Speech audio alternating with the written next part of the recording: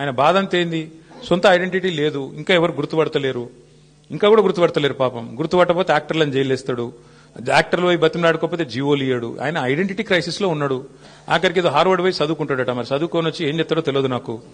కానీ ఇప్పుడు హార్వర్డ్ పోయి చదువుకున్న కన్నా మరి లాగుల తొండలు లేకపోతే అదేంది మెడల పేగులు ఇవన్నీ బంద్ అయితే అని ఆశిస్తున్నాం.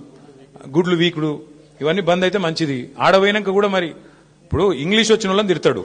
నాకు ఒకటి తెలియక అడుగుతా, ఇంగ్లీష్ వస్తే ఆయనకి ఏం బాధనో నాకు తెలియదు. కానీ చిన్నపిల్లలు కూడా ఇలా రేపు అందరు బళ్ళలో, గవర్నమెంట్ బళ్ళలో కూడా మా అక్క నేతృత్వంలో మొత్తం ఇంగ్లీష్ పాఠశాలలు పెట్టినాం.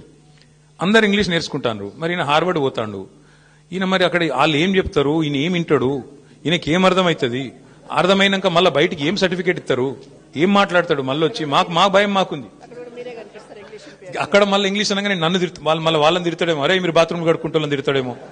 ఇంకా అమెరికాలో ఎవరి బాత్రూమ్ వాడు కడుక్కుంటాడు. మరి ఆడ ప్రొఫెసర్ అయినా కూడా వాన్ బాత్రూమ్ వాడు కడుక్కోవాలి.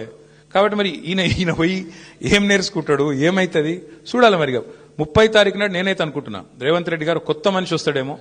ఆ కొత్త మనిషి ఏమైనా కొత్త మాటలు ఏమైనా చెప్తాడా, మళ్ళీ గదే చెత్త మాటలు చెప్తాడా చూద్దాం. Thank you. జై తెలంగాణ.